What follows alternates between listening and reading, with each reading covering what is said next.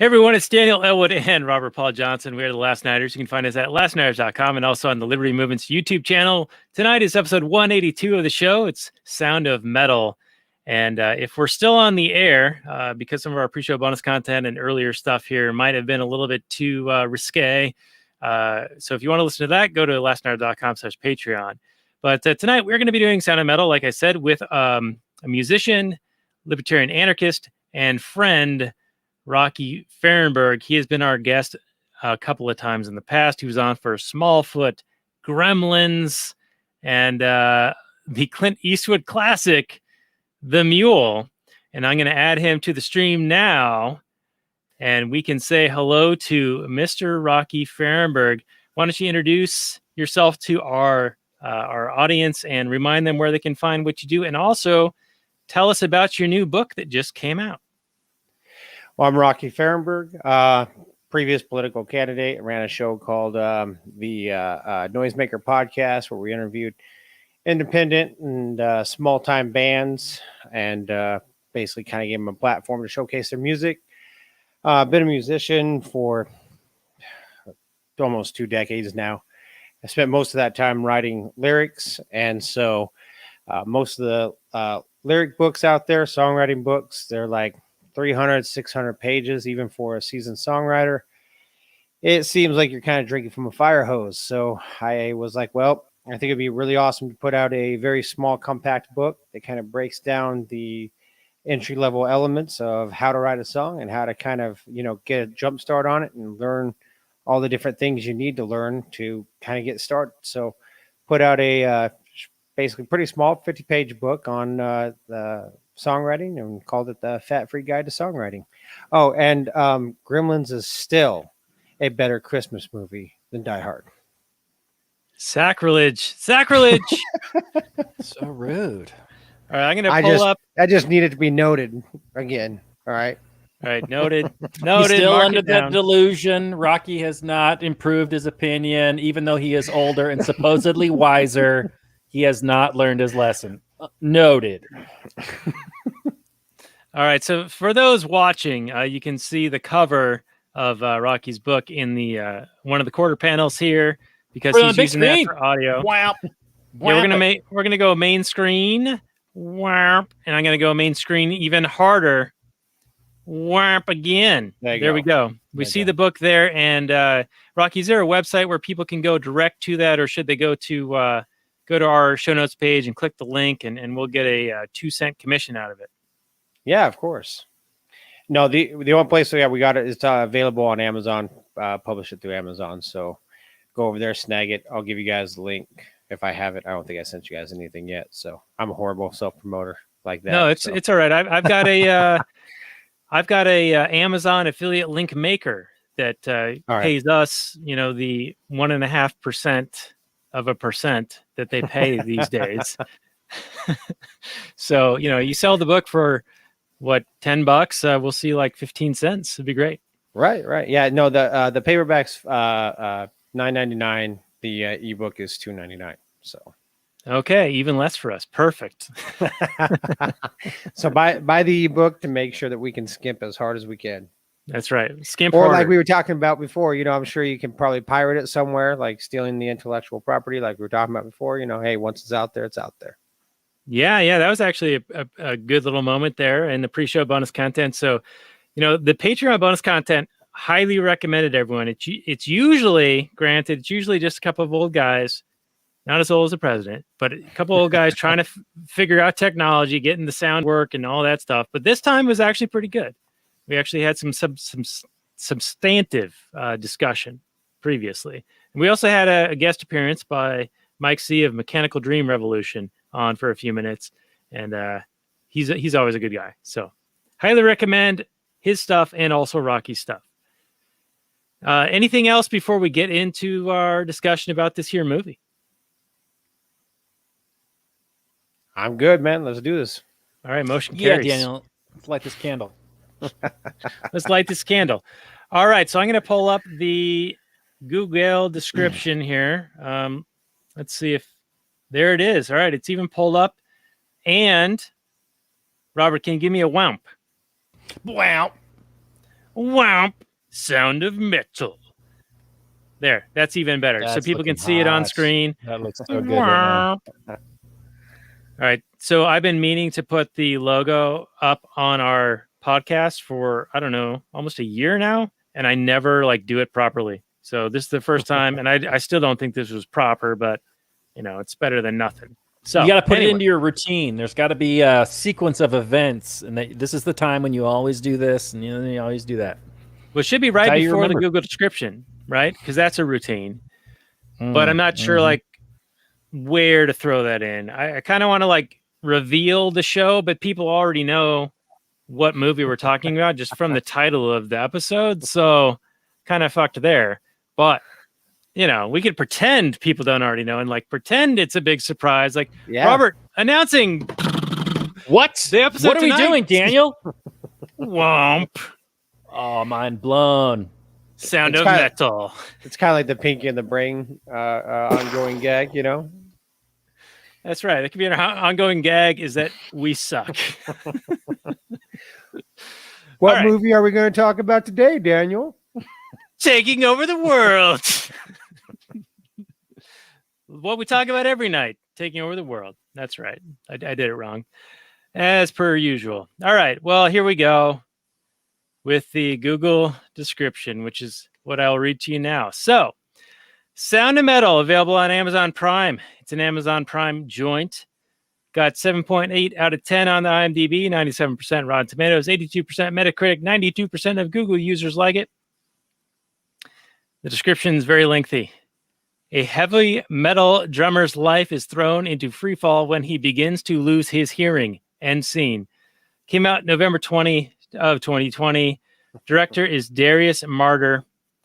Story by Darius Marder and Derek Cianfrancais. I'm not sure if I'm saying that right, but it's a Belgian movie, so it's probably got some kind of an accent to it.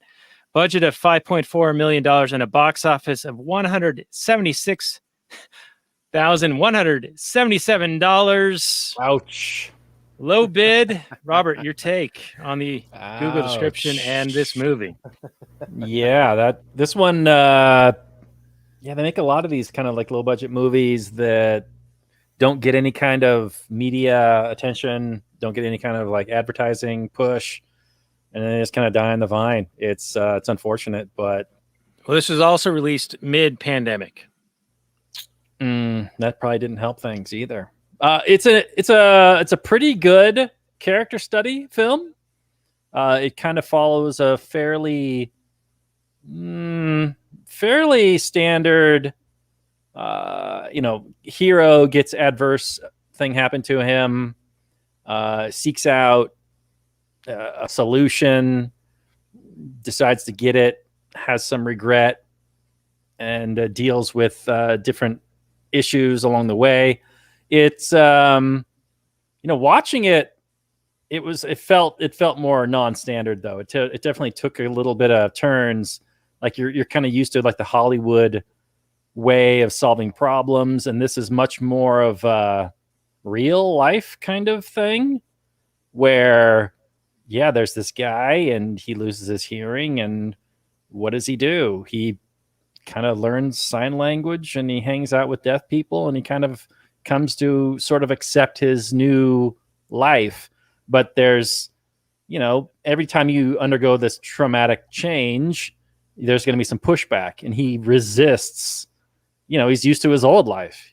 He understands his old life. He liked his old life. It had a lot of value and meaning to him, and losing it would be traumatic. I don't know.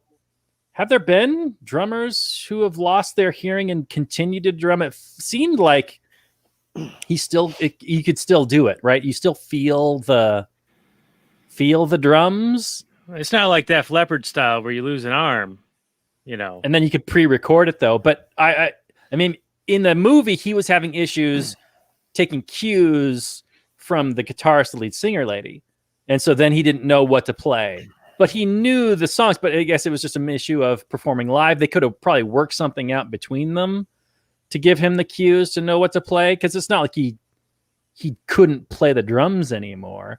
But, obviously there's the whole thing of him dealing with being deaf, which is what the movie mainly centers around, and coming to terms with that. It's like I said, it's more of a character study. It's more of a hero kind of evolution and accepting change. So I thought it was quite good in that sense. I mean, I wasn't blown away by the film. I thought that the time spent in the kind of deaf world to be very slow. Maybe because I'm more used to a fast-paced story, I felt it was a little bit more kind of boring, but not that there wasn't a lot of good stuff there. So overall, I definitely enjoyed the way the film ended, and the awkwardness of him coming back to that, wanting to be back in that, in his old world, his old life, and the disappointment he felt, the crushing disappointment with the ear implants, where he had this expectation of what they were going to do for him. And I felt that was a little bit weird. Like, he kind of brushed off any of the doctors who were saying, now hold your expectations. This isn't going to be amazing like it was. You're going to feel some, it's going to be degraded. But he was like expecting things to be great again, and they weren't. And overall, I thought it was a good journey that I went on. Not the movie of the year, not my favorite thing I've ever seen, but a solid film that probably deserves more than the $200,000 that it made. Yeah, that's pretty sad. Yeah, I saw this movie and it came highly acclaimed and recommended, and I think that it won some awards, best sound editing and something else, and the lead actor, Riz Ahmed, he was highly acclaimed as well, and some of the training that he went through to play this role was not only drum lessons but sign language lessons and all these things. And I think he even experienced deafness for periods of time, so he wouldn't be able to hear anything, to like bring some authenticity to the role. And I think a lot of that kind of comes through. But I don't know if there's really much of a story here, other than there's a guy who's like focused on, here's our life. We're roving in this RV, playing gigs, recovering addicts, and we play songs, and we're trying to make money and trying to make it big. And he's willing to continue to pursue that despite the risk of, once he's made aware that he's damaging his hearing by what he's doing, he continues on, even though the doctor recommends, like, hey, you need to focus on preserving what you have left, because whatever's happening is going to continue unless you make some changes here. And he proceeds on anyway. So sort of stubborn, but also sort of like focused on, I'm going to stick to whatever my goal is, no matter what, which is sort of admirable in a way, but also a bit foolhardy, very much a time preference issue, where he's like not willing to step back and see the long term. He wants that immediate thing. And we see that again when he wants the immediate solution of, hey, I'm going to just get these implants, bing, bang, boom. Everything's good. I just got to get the 40, 50 grand. I'm all set. Yeah, it very much reminded me of like the boxer or the MMA fighter like mentality of, I'm going to sacrifice my body. It's fine. We'll just keep going. This is what I know. This is what I enjoy doing. Maybe at the expense of serious long-term damage that seems far away, right? I mean, the rest of your life, man, that's the rest of your life. I'm here about the here and now. Don't really worry about that. We'll figure that out later. I've got something great going. I want to hold on to it, Yeah. I think that gets made. Those trades get made all the time. You've seen, or at least I've seen, many a fighter who shouldn't be in the ring anymore, who are still doing it when they are a shadow of their former selves, and somebody ought to grab them if need be and be like, you shouldn't be doing this anymore. You really, really shouldn't. Yeah. You see that in not so much in the NFL, because people will get cut when they're not able to perform at that high level anymore. But they are also putting their bodies on the line for that inch, right? We see that in Any Given Sunday. Yeah. Yeah. It's the gladiator mentality, and I got to respect a certain amount of it, but at the same time, I mean, they are sacrificing their bodies for your entertainment and for their own lifestyle. So, right. It's their choice to make. Yeah, and part of it's admirable, like you want to, because like the Rocky, I swear we're gonna bring you in. No, you're good. You're good. I'm just listening. But there is also that like mind over matter aspect where whether you think you can or you can't, you're right. So sometimes we can do things and accomplish things by sheer force of will beyond what we think our bodies are capable of. And you can push yourself to do that. I remember doing that in marathons, right? Like I'm just a regular guy, and 90% of a marathon is ahead, like, yeah, you got to have your body, acclimated to it, and you got to like practice run and all this stuff. You build up to it.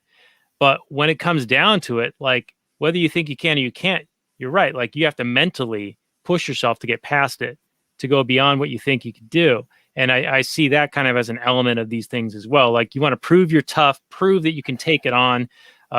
Consequences kind of be damned. And I can totally see that mentality, especially they always say like when you're in your 20s, you are willing to make those sacrifices physically that you're going to pay for in your 40s. Yeah, you say that in pro athletes all the time. And for this guy, obviously, the rest of his entire life, dramatically changing his lifestyle. I can imagine being able to hear and then not being able to hear, but I can't. I mean, you can plug your ears and whatever and kind of sort of experience it, or you can close your eyes and pretend to be blind, but you're not feeling that sense of despair, right? That comes from actually happening. You really have to deal with it because you can just pull out these earplugs, you can open your eyes and see again. That's a whole different psychological thing. It's right. And to willingly do that to yourself, I don't know if that's just willful ignorance or, like you're saying, mind over matter, or just consequences be damned, I'm going to go out on my shield. Or it's just, there's also the aspect that he was an addict, and doing this thing with this girl, got him through his addiction, and he like the lifestyle became his new addiction, right? Like drumming and whatever, but it was more of a positive thing than obviously shooting heroin all day. Right. So he wanted to hold on to this thing that saved his life, basically. Which is an emotional attachment. Yeah. All right. Well, I think this is a good time to bring you in, Rocky. So you're a musician. What did you see in his motivations here to continue going on despite the physical consequences? And I think that Robert brought up a good point with him viewing his relationship with the lead singer as saving him from something that he was doing before, and that he wanted to hold on to that. Well, first of all, I want to start off because I actually played in a band with a drummer who was deaf, and so whenever I was offered to come in and do this movie, and I watched the trailer for it, it immediately hit home for me because the drummer for my most successful band was deaf. And he, I'm not quite sure. I know that he had hearing when he was a kid, and he was deaf enough that he, would read lips. So like we'd be at shows and stuff, you'd lean in, naturally to try to yell into someone's ear at a loud show, and he'd constantly be backing up because he had to read your lips. And so he was pretty deaf, pretty hearing impaired. He didn't really like any of those labels put on him. I remember one time he got super mad. A friend of ours tried to, do sign language and stuff to him, and he really pissed him off. So, but the dude was a phenomenal drummer, probably one of the best drummers I've ever played with. Super, held in some of the highest regard in the local community where I'm at. And it wasn't just because he's a deaf guy that plays drums; it's because he's just a badass drummer. The only issue was really, he would fall off because he counted so well.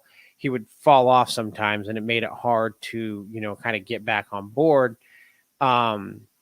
but I mean, a lot of that just comes from being able to set him up right. You know, he was really shy about having people turn the monitors up for him because he didn't want special treatment or anything. But yeah, it's one of these things. Like whenever I saw the drummer who was deaf, it immediately like, you know, hit home with me. So I was like, this is a, you know, pretty badass idea that I want to, you know, check out. Now, as far as like the drive for music, you know, if you're a musician, this is just something that's like in your blood. Like you know, as some of the people that have been on or seen me on the show before, you know, I've been in and out of prison before, and having those extended period of time away from music, even in treatment centers and stuff, it's still something I always came back to. Even whenever I was locked up, I still wrote music, I still wrote lyrics. Treatment centers, I still wrote lyrics. It was just a thing that is it's in me. It's that it's just it'll never die. I'll never stop. You know, I mean, even when I'm old, I'll still be making music. I mean, I still want to go tour and do stuff right now like that. It's just a thing that if you are a musician, that's just a drive that you have. And in 2007, I was nearly stabbed to death by a guy at a party when the fight broke out. We wound up going at each other, and he got me in my hand and cut a nerve and an artery in my hand up here. So see, I can't like put my hand together and stuff. Those are the only fingers that move. And this is my finger and hand from my guitar. So it made learning guitar really hard to do once again. You know, I had to kind of relearn what I was doing. And so once again, I see this happening, and it's one of these things like I get the guy's drive, you know. I can still play, I can still do this. I just got to figure out a way to get around doing it. And, you know, I wanted to take shortcuts so many times. You know, I even quit going because they told me that I would never be able to get, you know, my feeling or my, you know, the ability to do that back. So, I mean, it's one of those things where you stop and you start trying to figure out a better way to do it or a different way to do it. But, you know, when you're told you know, that thing won't ever happen again, it takes a little bit of time just to kind of cope with it. And granted, losing your hearing as a drummer versus, you know, the stuff in my hand, it's not exactly the same thing, but it's close enough because for a little while I thought I wasn't going to be able to play really ever again. And I still remember the first song that I wrote after I started playing again, and it really only used these two fingers because the other fingers didn't work very well. And yeah, so I mean, I totally get it. It's a Garth Brooks actually has a song about the rodeo and about, you know, getting beat to shit like you guys were talking about, and still just going back and going to the rodeo, and, you know, kind of what that drive is. And, you know, he says, you know, it's dust, it's blood, it's the you know, it's the gold, you know, and the buckle and all that kind of stuff. But I mean, really, in actuality, it's like it's a thrill, you know. And I like playing live and stuff, but the best thing to me is whenever you're with a group of people and you have this baseline idea for a song and it comes to fruition and you watch it kind of become this new thing, you know, with all these different people kind of involved, and you see all their different characteristics and styles come into play. And then one of the coolest things you can have live is, you know, whenever you look out into the crowd and you can see people like singing the words to your song. You know, this is not a song that's on the radio or anything. These are people that only know the song from either buying your CD or going to enough of your shows. So, Nice. you know, there's just this drive that comes from, you know, playing music that you don't want to stop. And whenever you can't do it anymore, and so much of your life is entrenched in this idea of music, I mean, yeah, the desperation certainly ensues. I thought the movie was fantastic. Really, I was, to be honest, I was expecting something kind of that we were just going to dig on and really crack hard on, but it was actually a surprisingly really, really, really good movie. The elements with the addiction, I didn't think that I thought they were seeds that were laid that didn't pay off very well. The only point in time where they really paid off was after he got the treatment, and then he came back to try to borrow money from the house manager. It was one of these weird things where he's like, well, you know, this is addict behavior. And it's like, okay, that was a little rough trying to, you know, bring that part back in. I thought there was going to be more payoff. I kind of was waiting for him to relapse in some way. And I don't think that it paid off the way that it should have. But I mean, that's really more or less just nitpicking. Yeah. The most Well, about that, I wanted to say that in the opening of the movie, it says, violence, drug use, whatever, like the warnings. yeah. And so the whole time I'm like, okay, he's gonna relapse or something, and it never happens. So I'm like, drug use? What are they talking about? They It also said refer to nudity, it. I thought. Like the 2 cigarettes he smoked or whatever. I mean, come on, Yeah. what? So the whole time I'm thinking he's gonna relapse, like, and that's like when he was selling his gear, I'm like, okay, Yeah. he's gonna get all this money with the intent of getting these implants, but he's gonna relapse. Yeah. Now, when he got the implants, though, and like, so first of all, the movie did a phenomenal job with the audio. I mean, you said it won an award for the audio. Like when they were moving back and forth between what it's like to hear, and you could really feel like the despair of what was going on, and even his blatant rage whenever he starts destroying all the albums because he can't hear them anymore. Like, that aggression, because aggression is a secondary emotion. So that fear and that frustration and that, just turmoil that, manifests itself in a just a rage like that. It like, as soon as it was happening, I was like, wow, like this, it had some really powerful parts like that.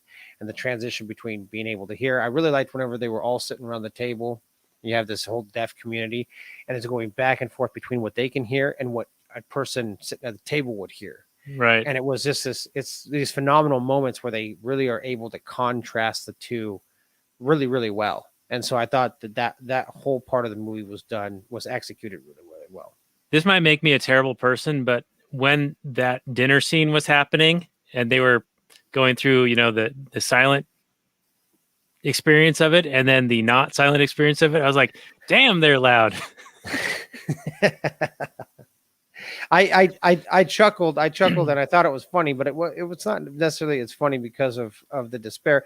It's funny because, like, just to this group of people, this is just what a normal day is like. This is what a normal dinner table setting is like. And they don't know exactly what they're doing, you know what I mean, because they can't hear it that well. But I mean, it's one of those things like where they're not just being loud because they can't hear, but hitting the table and using these types of vibrations is actually another form of communicating between them. It's almost like inflections in your voice or whatnot. And so it's just it was just really interesting. It was I really, really liked it. In fact, the only thing I didn't like is I didn't like the end. I thought that the end didn't pay off very well. And it really came down to be just like another one of these, like, well, it is an Amazon movie, but another one of these Amazon or made for TV movies that does really good and then like just rushes the ending and doesn't give that payoff that was built, Yeah, I think the ending's a little bit ambiguous enough to where you can read it a couple of different ways. Like, if he, how I charitably interpret the ending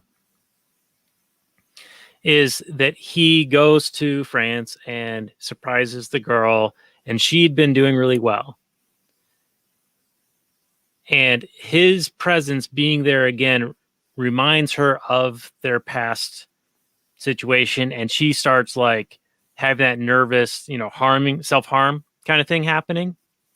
And he's also realizing that he's taken this shortcut to where he can't experience sound and music and her singing with her dad playing piano the way that he had thought.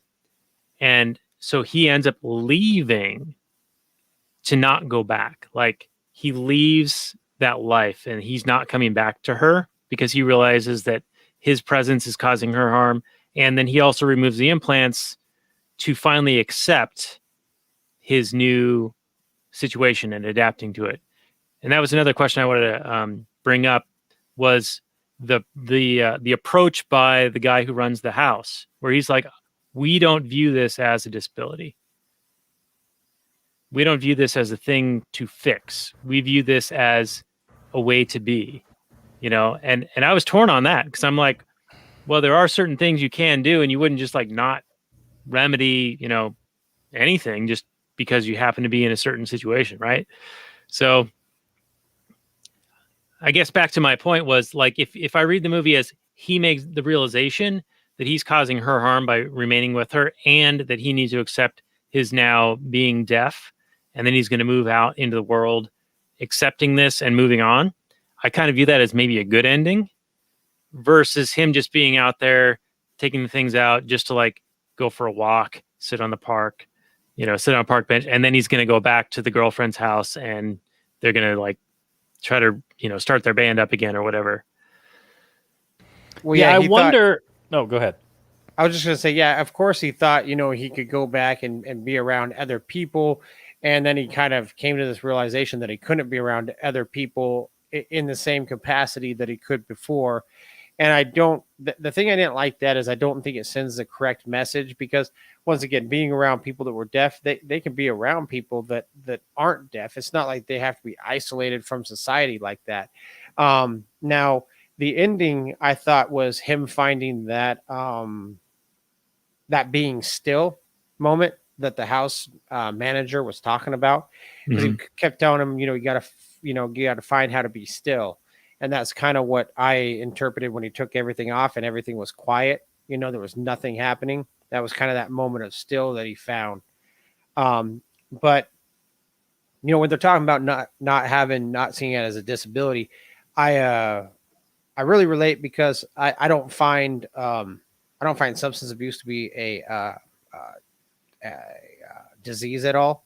I mean, obviously they classify it as a disease, so I mean it is what it is. But I can't I can't wake up and not have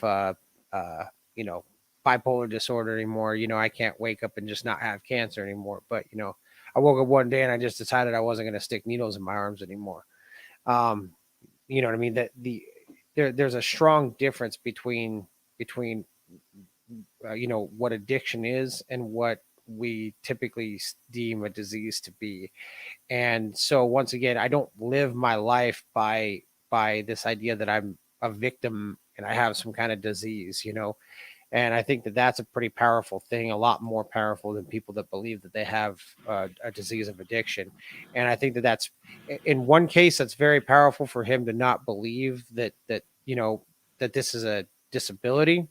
At the same time, while he says that it's not a disability, he still continues to isolate himself and the rest of the people from the outside world as if they are different. So he's almost like living in this world of disability in order to make it not seem like such a disability. It's a very, very weird thing, and kind of it has benefits, but it's also kind of culty at the same time. And you're referring to the guy running the house, right? Say what? You're the guy running the house. Yeah. I can totally see that, but I also like your take on it. That if you consider it like an affliction or a medical thing, then you can be a victim to it, versus taking on the personal responsibility for your own self and your own actions and achieving despite this obstacle, right? So anyway, you can do great things with that. You can do great things if you're deaf. I mean, it doesn't have to be a disability in the way of like, I can't do things. You can still do plenty of stuff. I mean, hearing is not everything. I mean, it's not, blind people do plenty of stuff. You can go on YouTube right now, and watch people that have these disabilities do amazing things. So right, you take away one of your senses and you heighten the other ones. I mean, it's like the Marvel superhero Daredevil, or like that episode of Seinfeld where the Jerry and they get the deaf girl to read lips at a party. So they have like some kind of secret weapon to like get some information they wouldn't otherwise have known. Mova? Is that no, it's not that episode. It's a different episode. But Jerry and George are like, take her to a party so that they can she can tell them what they're talking about. I think he was worried about somebody talking about him. You know how George is. Anyway, the guy that ran the place. I like what you guys are saying about disabilities versus afflictions versus whatever, and like there are positives and negatives, but yet he is like keeping this enclave separate from everybody. I wonder, because he kind of like turns his nose up at the main character using technology to enhance his life. Whereas I'm like, technology exists exactly to do that, to make your life better. We use it all the time everywhere. Why is he balking at this one instance? Well, he has kind of a soft spot for this one aspect, that you're deaf and you should be able to revel and enjoy that, and it's nothing to be solved. But what does he feel about, I don't know, a robotic arm? That somebody is a limbless person, a disability to be solved by technology or not? Or should he revel in the fact that he's got no arms? Or a parka in winter. Or a parka in winter. Or a telephone to be able to talk to somebody over distances. It's a limitation that human beings have. Or a computer to be able to talk to somebody over distances. That's a limitation. He had a computer. Really have. Yeah. That was a no-no. And it had as Facebook. Well. Or a wheelchair for somebody that can't otherwise walk. I mean, what does this guy, he's just a very selective Luddite. He's just like, no, just about the hearing implants. I have a problem with that. Every other piece of technology is fine. But it seemed, I don't know. It seemed it was very Jim Jones philosophical of him to have the laptop with sage-like. Internet. It's very it's very philosophical sage-like. Like, you shouldn't see this as a limitation. You should be okay and at peace with yourself, because he's dealing with somebody who's got a lot of inner turmoil. I get that. He's dealing with somebody who's having a big, massive change in their life. He's trying to guide them through this turbulent point in their life to a more peaceful end.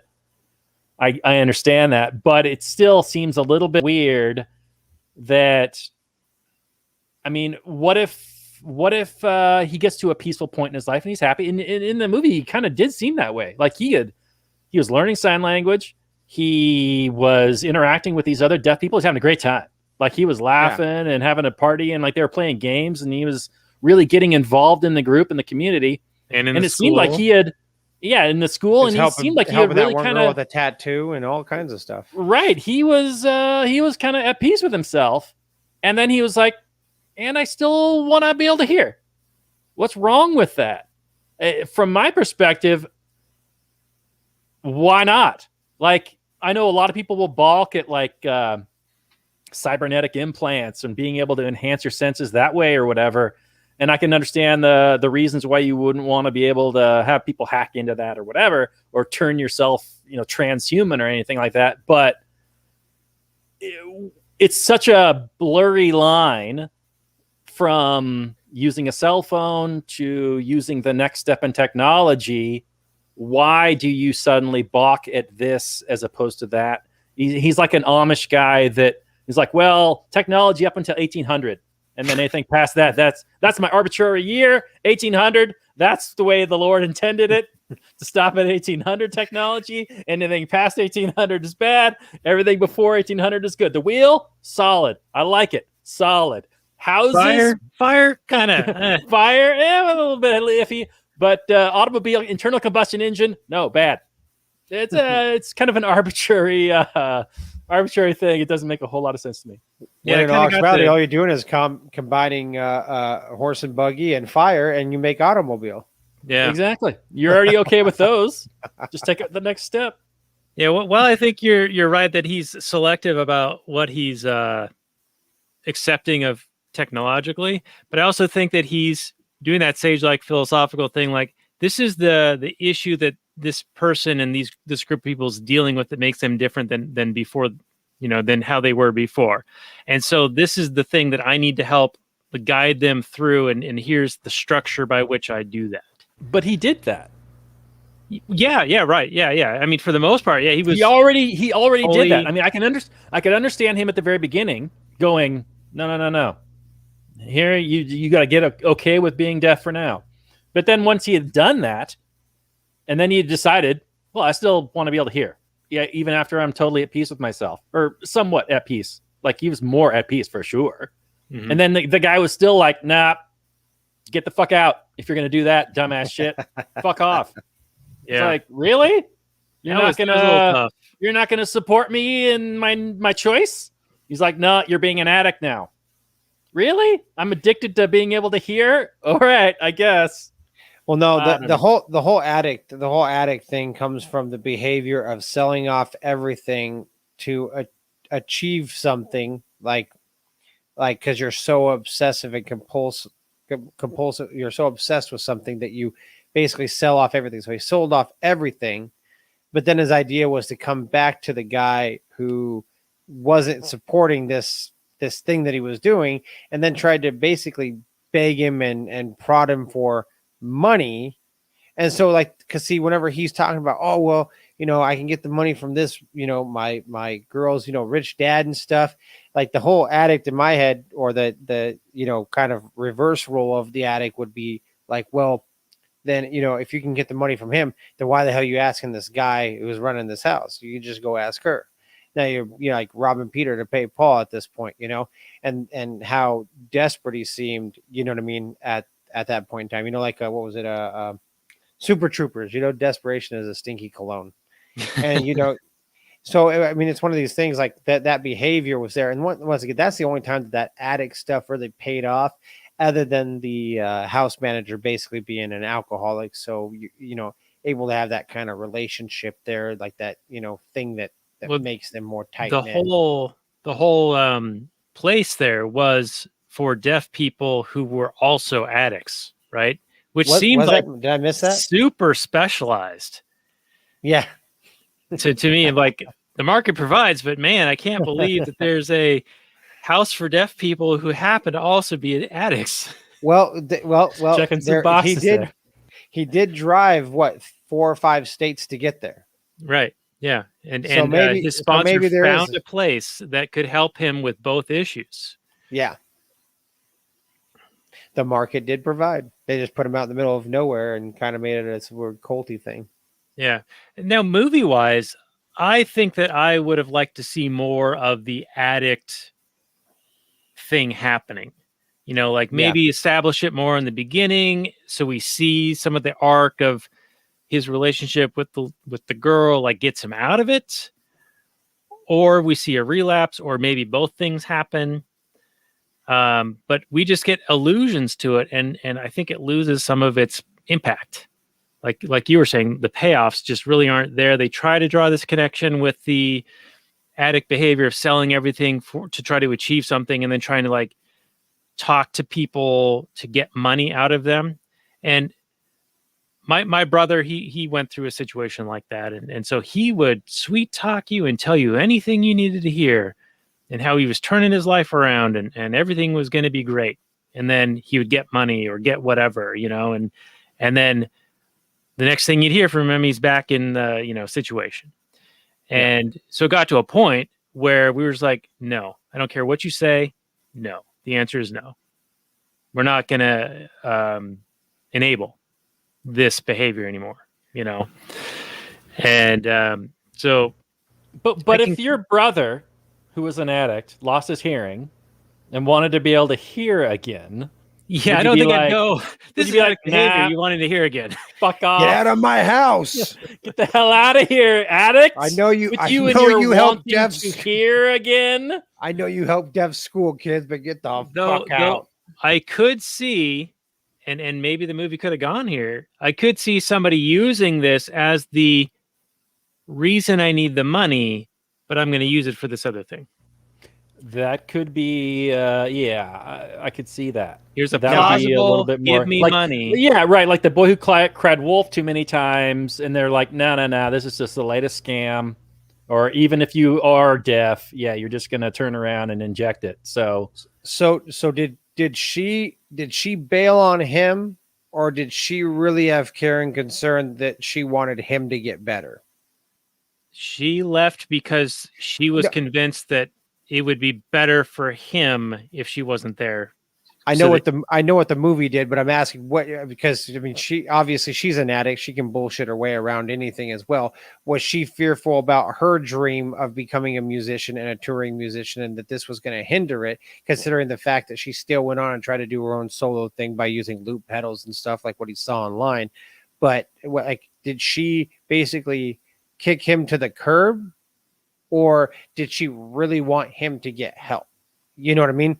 Like a little bit deeper into what her motives were, because it never really explained if her motives were genuine or malicious.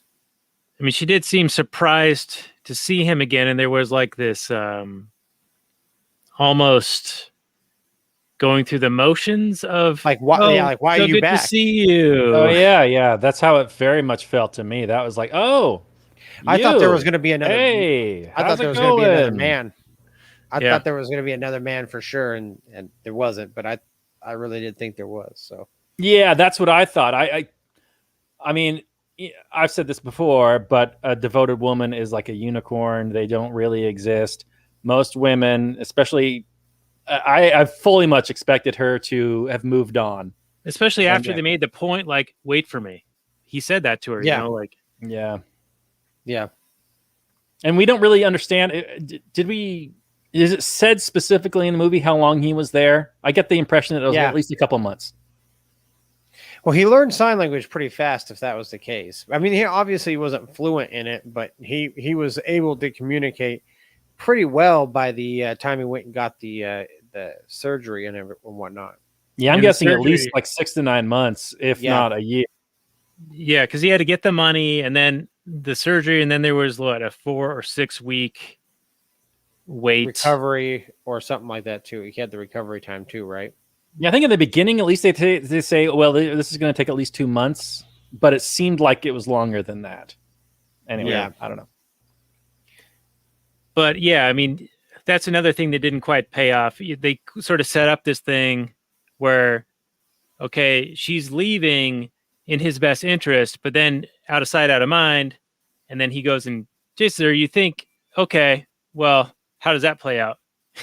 You know? Yeah, especially with her moving on and, probably improving her life. Like when he sees her again in Toronto or wherever it is. Paris. I think it's in France. I think they're in Paris. Yeah, Oh, okay. So she's like all cleaned up and and feeling not better self-harm. and not cutting herself. And Yeah. then when he comes back and she's all nervous about the thought of going back out and doing everything over with him again. Yeah.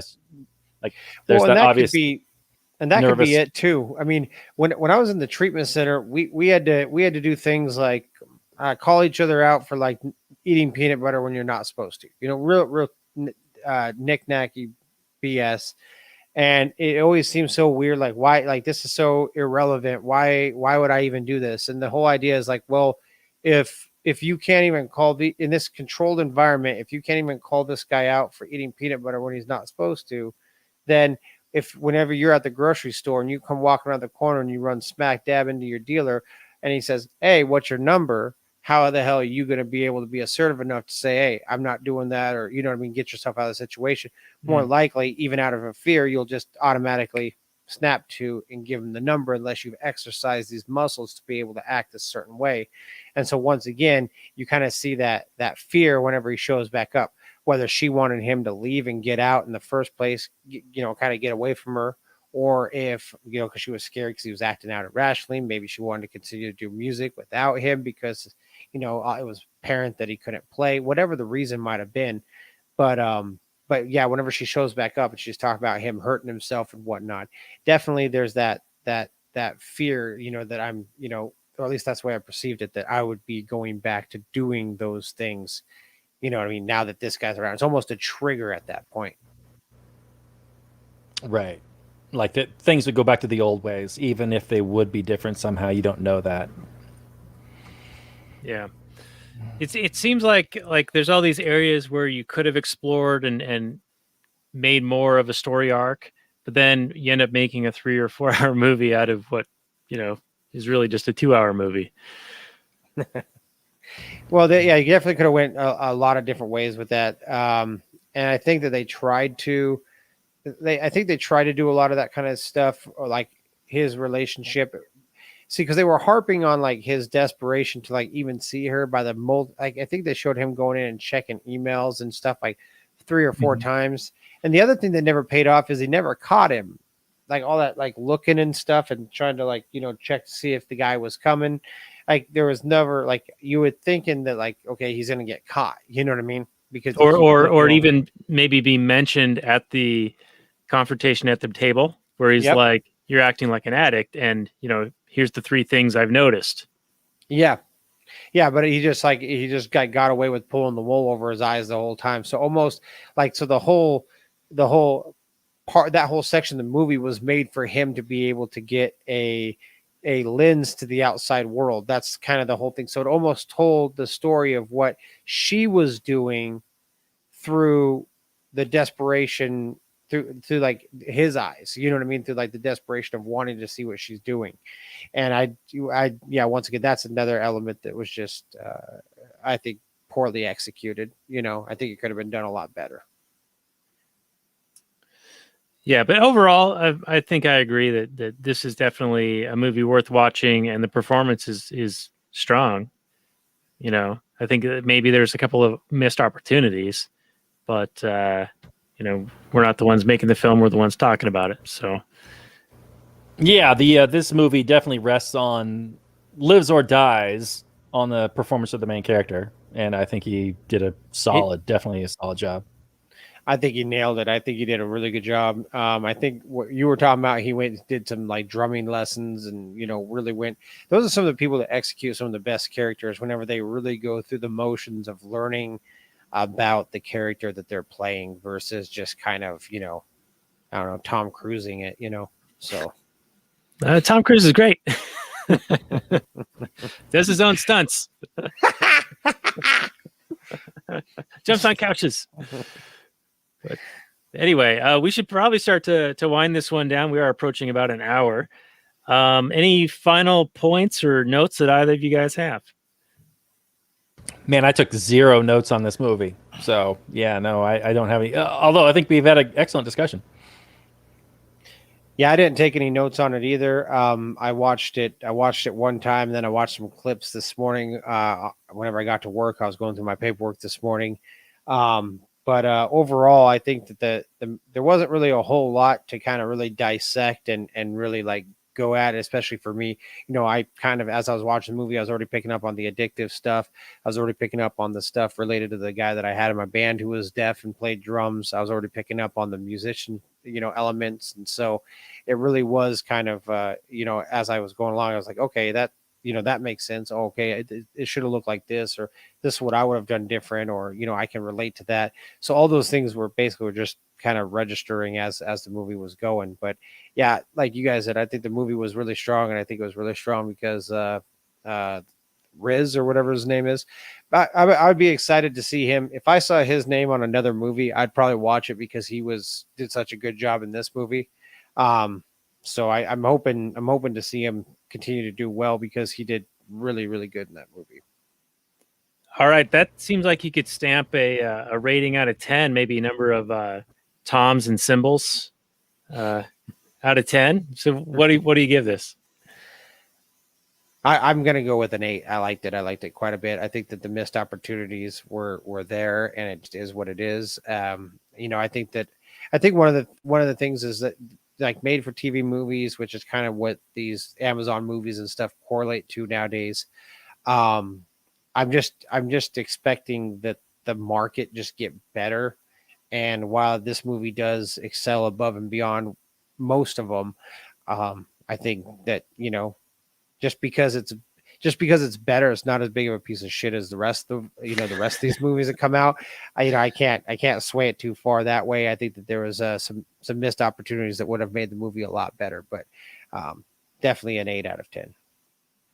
All right, yeah, very good. And I want to just mention that while it does say an Amazon original or whatever, the movie actually was already made and existed, and then Amazon picked it up for distribution.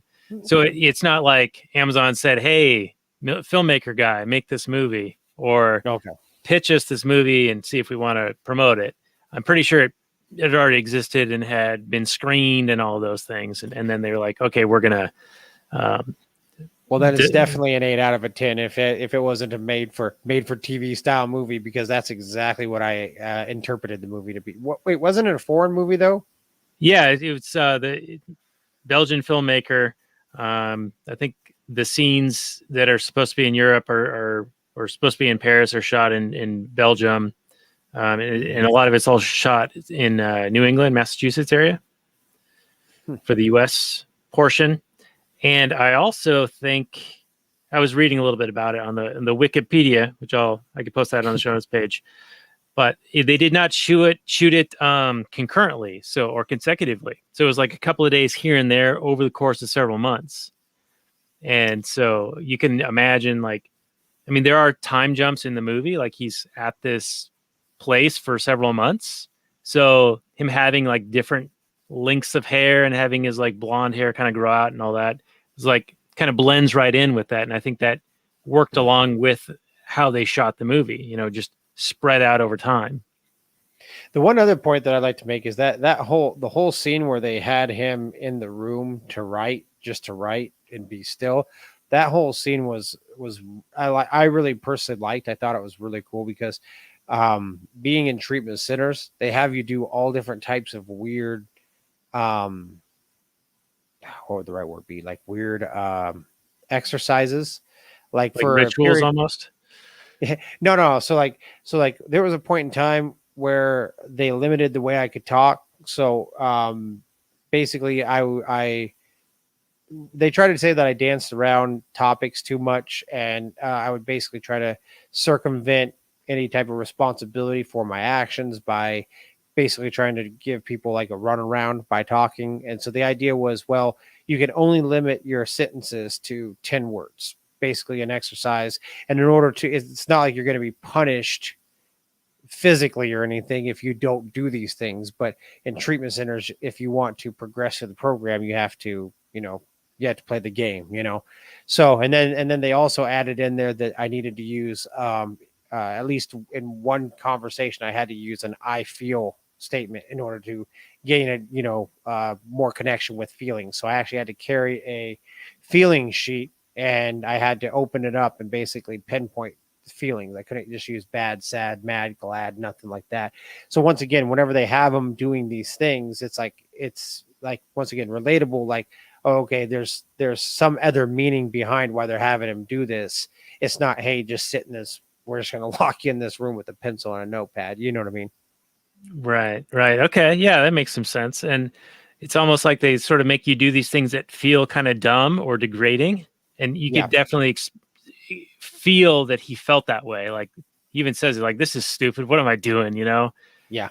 And I don't know if we really get like the midterm payoff for that. Like, at the end, we get the payoff of him like finally accepting that silent moment that was supposed to be what was being taught here, but we don't really get a intermediate, like, while he's still experiencing being in that room.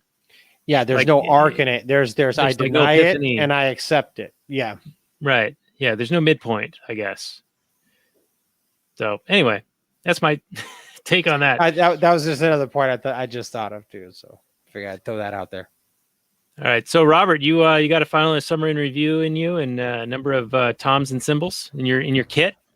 Yeah, baby.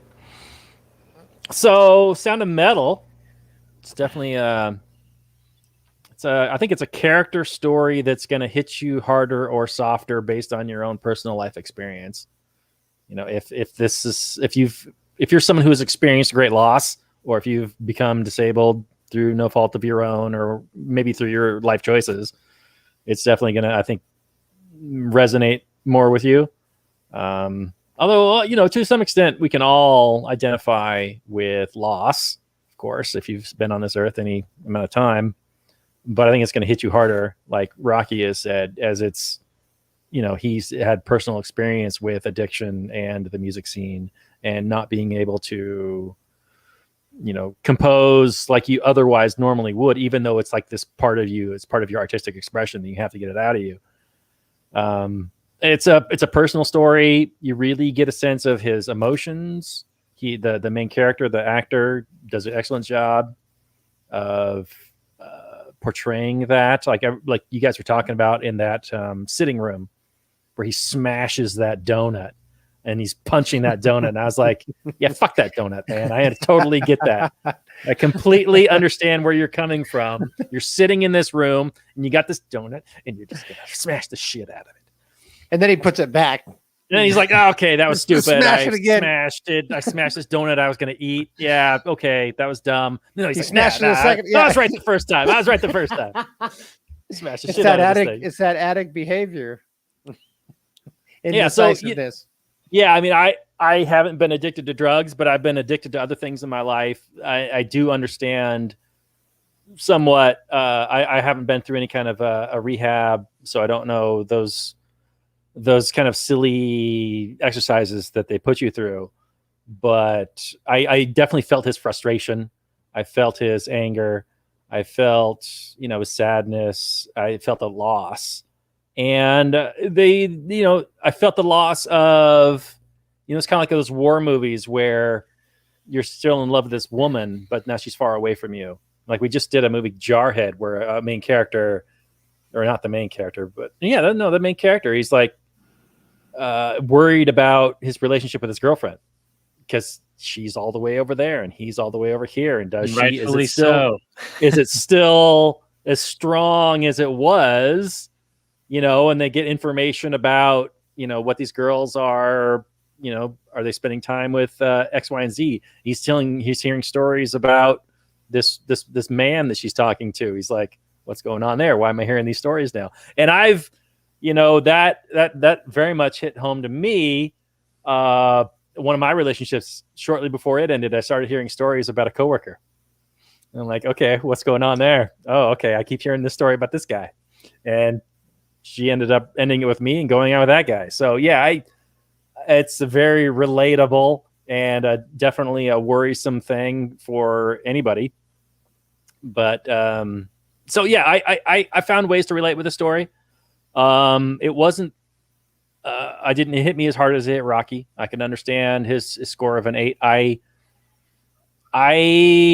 had a less of an interest, I guess, in the story. It hit me less hard. I still appreciate that it would hit him hard or other people less hard. So I'm going to go with I still don't think it's like the most engaging film. There's definitely some very slow points. If you're not engaged with the main character, you're going to be less interested in what's happening.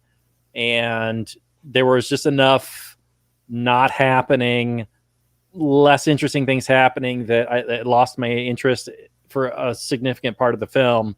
So I'm going to have to go with like a 6.5 hearing aids out of 10. I can understand an 8. I can understand someone giving this a 10. I can also understand someone giving this a 2. For me, it hit me in the 6.5 range. That's where it hit me. So it's a perfectly well done movie.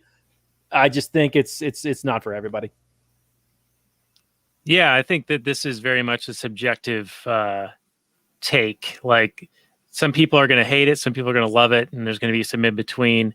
I'm kind of one of those in betweens where I'm glad that I watched it. I found that there were a number of buildups that didn't pay off, and that there were some missed opportunities in the movie and in the story arc. They jumped around a little bit, which was kind of unfortunate, but the performance overall by the lead actor was really, really strong. And so I appreciated that. I don't know, like if there was really much of a story really happening other than guy experiences an issue, starts dealing with it in one way, but he tries to shortcut, short time preference kind of way, and then is disappointed in that. And then finally at the end, realizes that the stillness and the acceptance is really the answer. And I mean, maybe if I look at it that way, maybe it's more favorable, but it's also shot in kind of an interesting, almost guerrilla documentary style. So that kind of stands out a little bit. The audio that's really well done, where you really feel that jarring experience of going between the non-hearing world and the hearing world. So overall, I think that it's a well done movie, and it's definitely worth watching. So I'm going to give it a kick drum, 3 toms, a crash, a hi-hat, and a ride. So what's that? Is that 7 or is that 8? It's pretty good. You have basically a full kit. Yeah, pretty much a full kit. You have more of a kit than what he had. I got a couple extra Zildjians or pasties in there. So, yeah, I used to know some like stuff. a symbol or two. Yeah. Anyway, overall, it gave us something worthy of discussion, as is your book, Rocky. So why don't we plug your book one more time and then tell people where they can find your website and other things that you do. Well, the book is The Fat Free Guide to Songwriting. And like I said, you can pick it up on, there it is. You can pick it up on Amazon right now. Like I said, the ebook is $2.99. The paperback is $9.99. And yeah, it's basically just a soft introduction. Although I will say that Nick White from, what is the podcast again? I haven't listened to it in a while. Anyways, Nick White, he's another podcaster, libertarian musician, phenomenal guy. He writes music, doesn't write lyrics, but he read the book. I had him help me out with some of the just kind of another musician's take on it. And he said that he actually gained a newfound respect for the art of songwriting. So I think that there is a little bit of something in there for anybody who's a musician of any kind, and possibly even somebody who is just into art overall, possibly help you be able to figure out, look at things a little bit different than maybe you might have looked at it before. So other than that, that's basically about all I got going on. I do have a new project out called Project 11.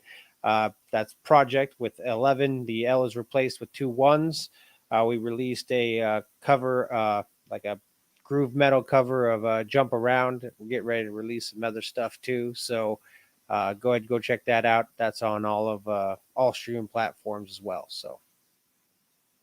All right, very good. And we will have the link to your book on the show notes page that can be found at lastnighters.com/182. It'll be an affiliate link. So be warned, everyone, you will get it at the same price you would otherwise get it, but we'll get a small cut. That means they're taking my money. They're taking my money. And Nick is, I've been talking with him recently, actually. His podcast is The Status Quo. That's what it was, yeah. Yeah, and we're talking about doing an episode with him pretty soon. We've got a couple of potential movies in the hopper, and each one of them is actually pretty appealing. So I won't reveal which one we're going to land on yet, but we will have him on in a couple of weeks as soon as we can get that scheduled. And let me know, Nick is an absolute phenomenal guy. Nick is fantastic. So I absolutely adore Nick. Great guy. All right, very good. Well, I'll tell him he comes highly recommended. So he comes what was it? 10 hearing aids, right? he's a full kit. All right, you vouch for him. Yeah, good guy. All right, very good. Well, Robert, speaking of good guys, we're going to have a good guy back on next week.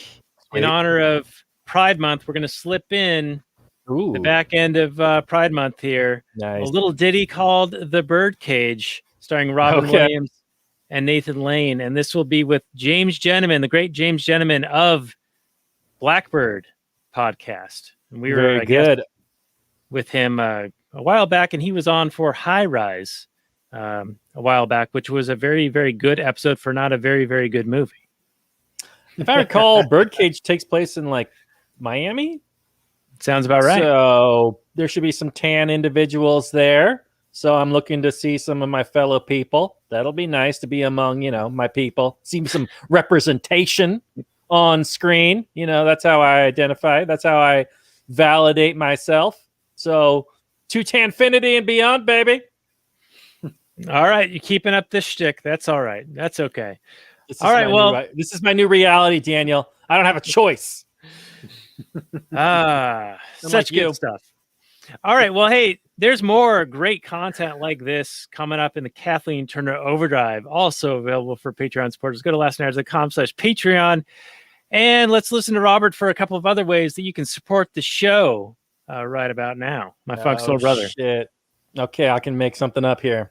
So you can leave a like. You could subscribe. You can leave a review. We are happy about reviews. Daniel likes to talk about them. He likes to read them in the shows. Months later. Months later after the fact. So after you've left a review and then forgotten that you've left a review and stopped listening to the show, Daniel will call attention to the review and be like, check out this review. This was a positive review or a negative review. I think we've done one or two of those. Got a few of those, yeah.